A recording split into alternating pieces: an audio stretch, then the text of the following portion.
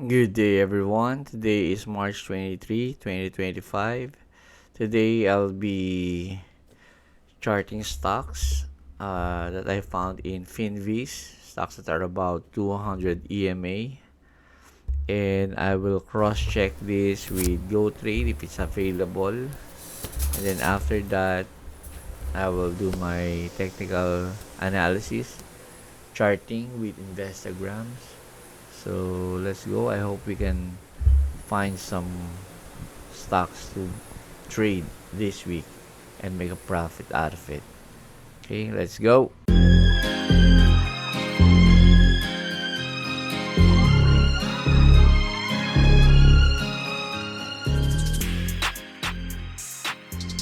All right, let me check with first AU.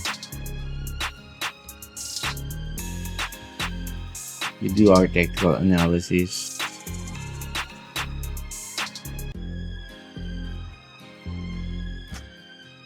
Okay. Daily time frame, it's flying high. So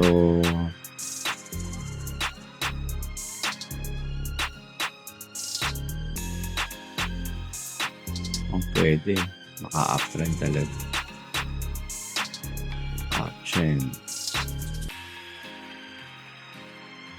But I think we have to wait for ito, magkantay muna tayo itong bumaba siya sa then this time we buy para so dyan tayo bibili, hindi dito stock. Okay, start din natin sa 30-minute time frame.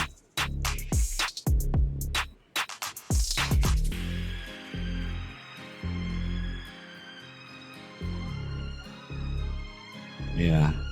So, makita na MACD. Tayo muna natin siya umangat. Kasi ito mukhang bababa pa talaga ito eh. So, let's wait for it to go down. Then, let's buy on the bounce. Alright. Next, BE. Bloom Energy.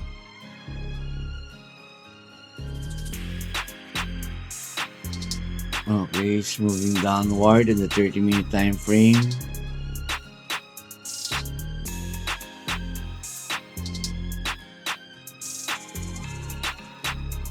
So, nagawa na pala tayo ng trend line dito, no? Nasa watchlist din natin itong Bloom Energy. So, here we are waiting for a breakout. Breakout here. Breakout, retest, or pullback. This time we buy.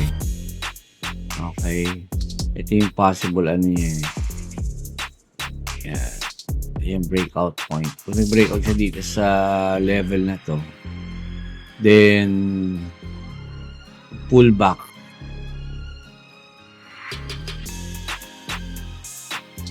Okay. This time we buy. Yan yung ating dito. PCs. Okay, next. CNX.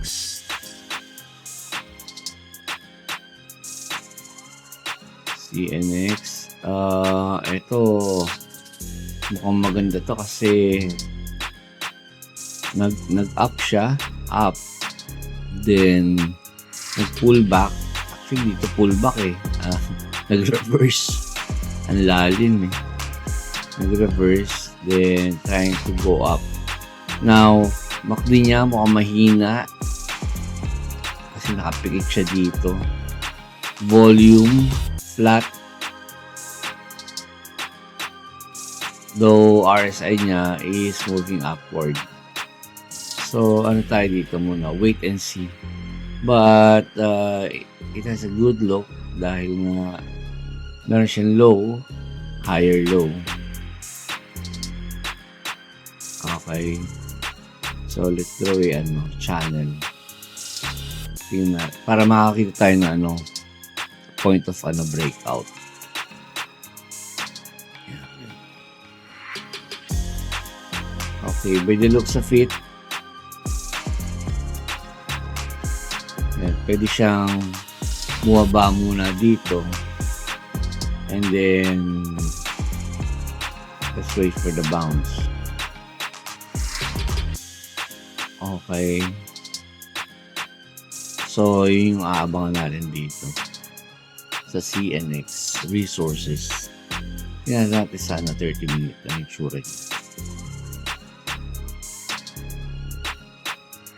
Yeah, ayun nga, pababa muna siya. Okay. So, let's just wait. Ilang beses na nag-try mag-ano eh, yung umasa sa mga news. Generally speaking, ano siya eh, hindi siya ganun affected dito sa movement ng price unless talagang mga breaking news. Pero kung mga report like earnings report, dividends report, parang ano siya, kulang. Okay, GDX.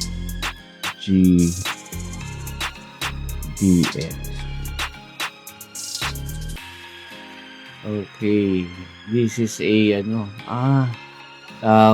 GDX is VanEck Vectors Gold Miners ETF. Okay. So, since meron tayong mga didinig na patas yung price ng gold, nagkaroon ng recently breakout. So, ito, timing lang natin. Timing lang natin. So, let's just wait for it to go down. Then from here, we buy. Okay.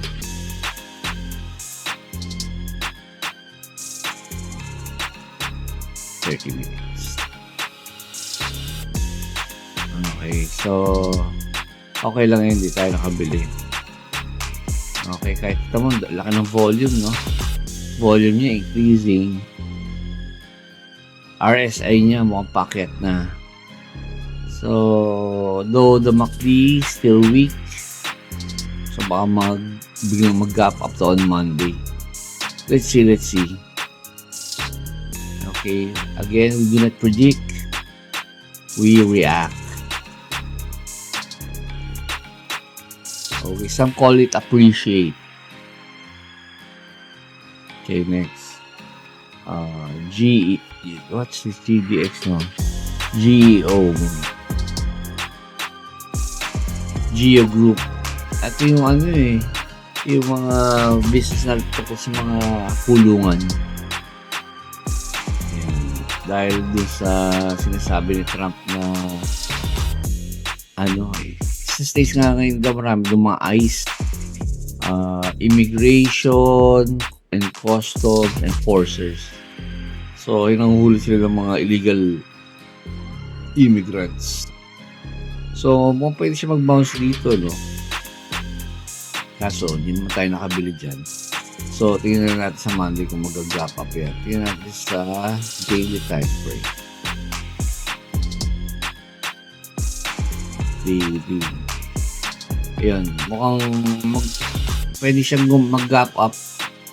Pwede rin siya mag-gap down. Pero mukhang mag-gap down muna yan. Tsaka siya lilipad.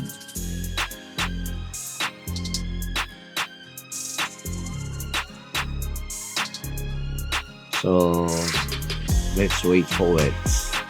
MACD niya pangat na, oh. Let's see. So, guys, timing lang. May drawing nga tayo na Fibonacci. Okay. Swing high, swing low.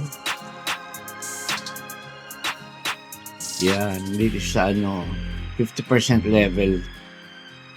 Yan, pwede yan pag nag-breakout dito sa 50% level na yan. Pwede tayong dyan, bumili. Kasi parang sinasabi niya na Ayan, na-break niya na yung yung 50%. So, premium niya, pwede lang magbilihan yung mga tao. Okay, may momentum na siya. Okay, so let's see. Next is, nasa watchlist ko na rin siya, GM, General Motors. General Motors. Okay. So, parang sinasabi ng market, tapos na kami mag-downtrend. Tapos na kami. So, aangat na kami. So, tingnan natin kung i-break niya ito, Tingnan natin kung i-break niya yan. Okay.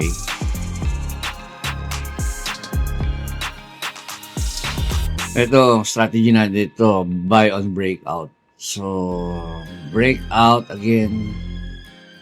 Breakout. Tapos, pullback.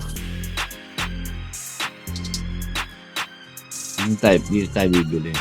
Pullback.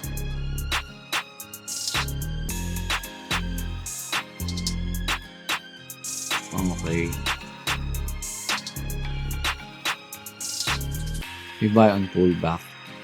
Then, let's go. 30 minutes. 30 minutes, Ito mo, last minute to, volume, nagtaasan talaga. Wait,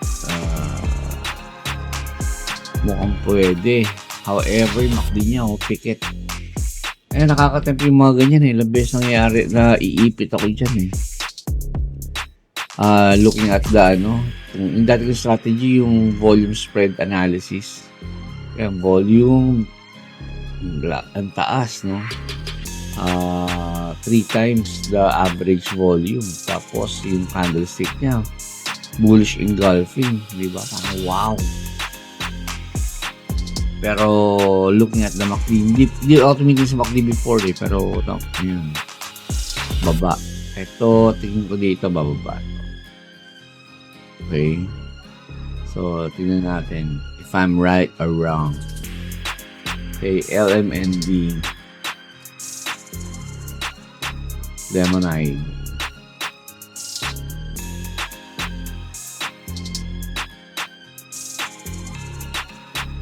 Okay, siya, nagra-range. Parang di natin gusto pa yung ganito. So, nagra-range siya. Yan sa daily.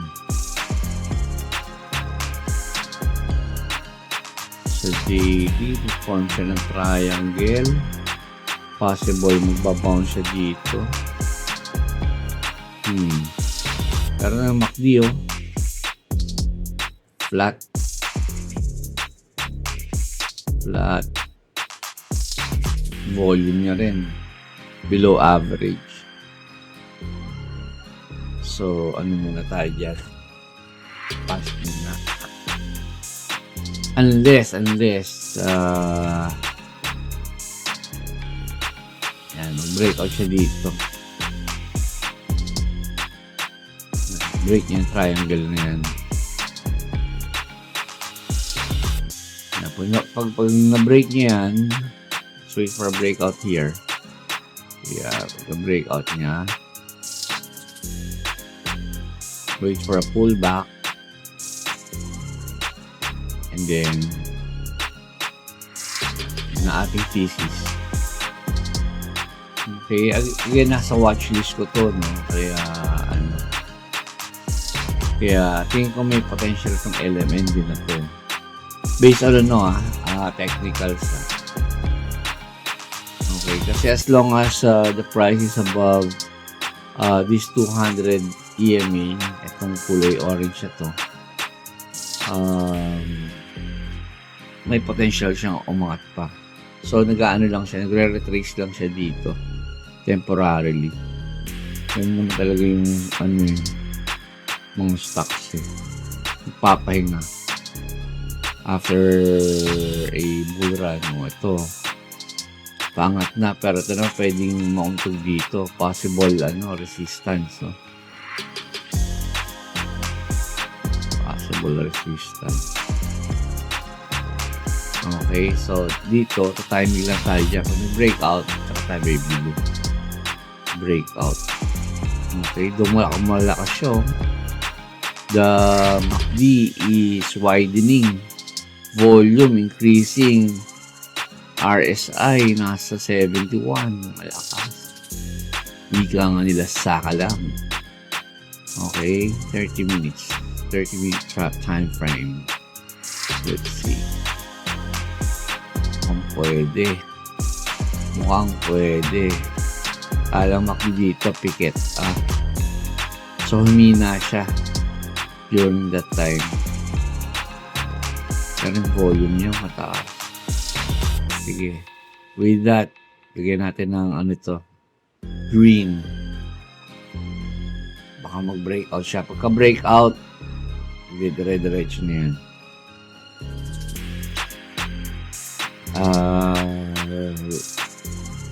Because of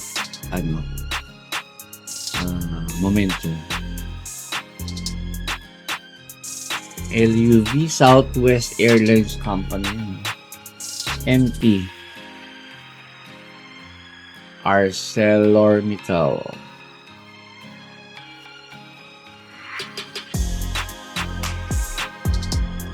Okay, hindi pa tayo doubt din. Parang konti ng volume niya. Yan as daily.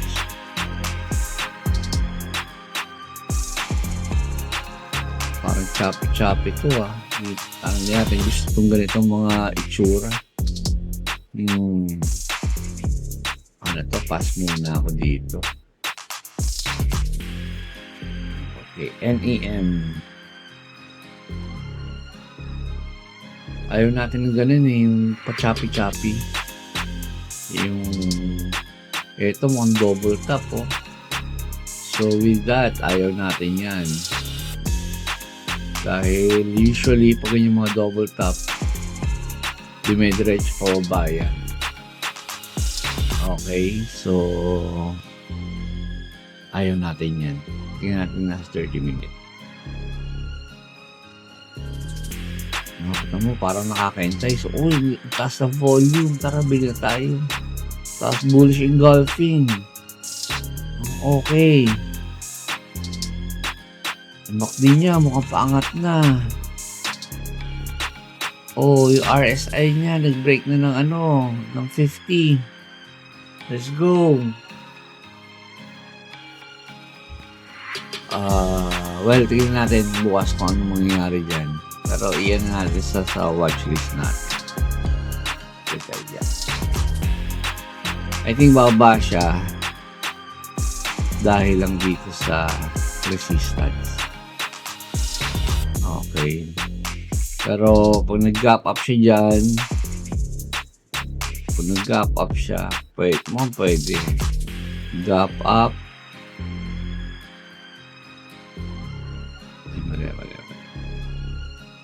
Gap up, pull back, gap up.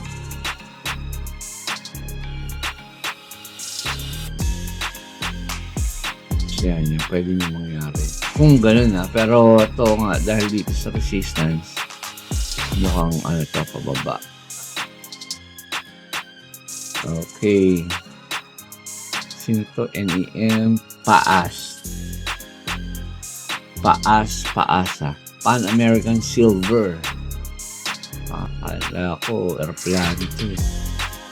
Okay, it's going down. But a possible bounce here at the 200 EMA. Let's look at the daily time frame. Maganda possible bounce dito.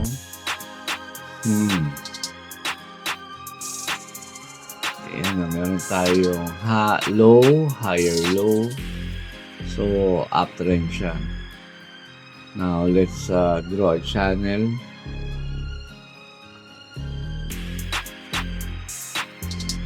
Okay. Kumbaga nasa gitna siya eh. So, what say you? What say you? 30 minutes. Possible bounce dito. Possible bounce.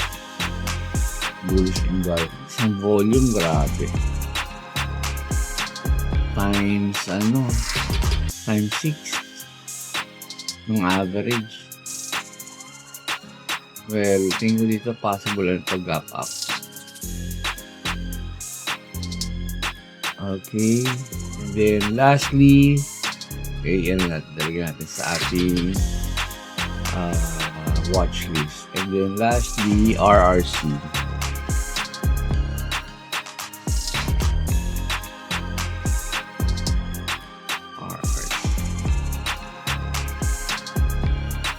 Okay, 30-minute time frame.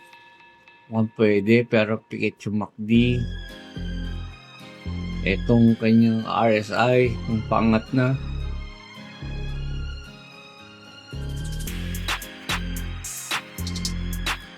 Hindi, nasa ilalim pa. Okay, downward pa. So, ano muna tayo dyan? Pass. Pwede guys, daily time frame. Daily.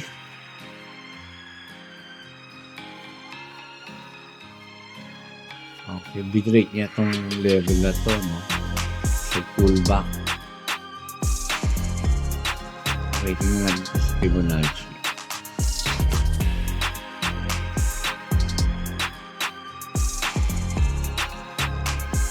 Okay. Big rate niya 50. Then, pullback. Possible yung mga tayo ulit.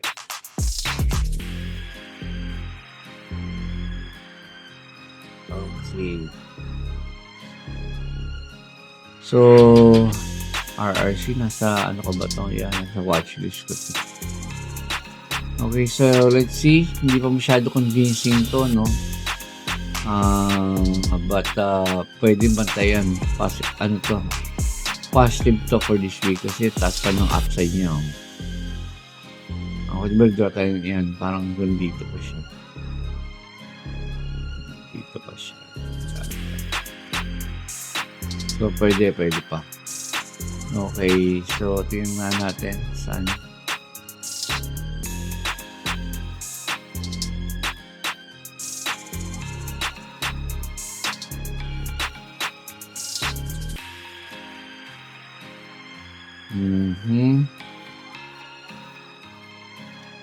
Ano dito? Wait and see. Basta ang gusto ko sa mangyari, makita yung ganito. Yung ganyan, no? Nag-cross yung 21 EMA. Nag-cross yung 21 EMA. So, cross yung 21 EMA sa 50 EMA. Indication na okay siya. Pero mas okay kung 2150 is above this orange line, which is the 200 EMA. Ayan. Kaya kitang mas consistent pag-angat niya. Okay, so ito ng pababa, pero pwede naman yung dire-diretso pa yung pataas. Okay, so that's it, Pansit. I hope we learned something today. And let's see kung anong mangyari this week.